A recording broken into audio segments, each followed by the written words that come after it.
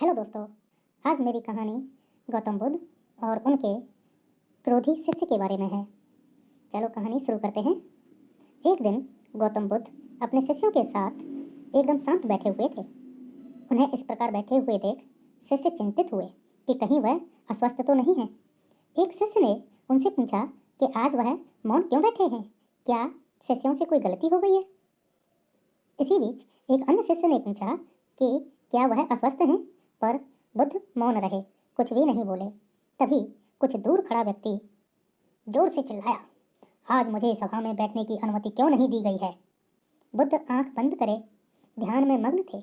वह व्यक्ति फिर से चिल्लाया, मुझे प्रवेश की अनुमति क्यों नहीं मिली। इसी बीच एक उदार शिष्य ने उसका पक्ष लेते हुए कहा कि उसे सभा में आने की अनुमति प्रदान की जाए।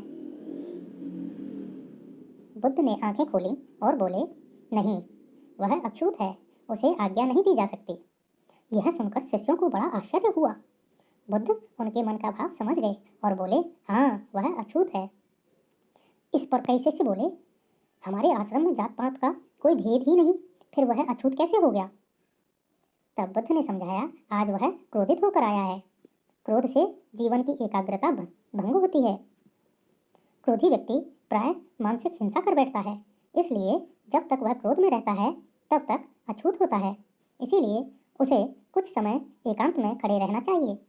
क्रोधित शिष्य भी बुद्ध की बातें सुन रहा था और पश्चाताप की अग्नि में तपकर वह समझ चुका था कि अहिंसा ही मनुष्य का महान कर्तव्य व परम धर्म है। इतना सोचते हुए वह बुद्ध के चरणों में गिर पड़ा और कभी क्रोध न करने का प्रण लिया। अच्छा दोस्तों, इस कहानी से हमें क्या शिक्षा मिलती है? इस कहानी से हमें शिक्षा मिलती है कि क्रोध के कारण व्यक्ति अनर्थ कर बैठता है और पश्चाताप उसे बाद में होता है और उस पश्चाताप का कोई लाभ भी नहीं मिलता। इसलिए हमें क्रोध नहीं करना चाहिए। असल मायने में क्रोधित व्यक्ति अछूत हो जाता है और उसे अकेला छोड़ देना चाहिए। क्रोध करने से तन, मन और धन तीनों की ही हानि होती है। क्रोध से ज़्यादा हानिकारक कोई और वस्तु है ही नहीं। यही शिक्षा गौतम बुद्ध अपने शिष्यों को देना चाह रहे थे।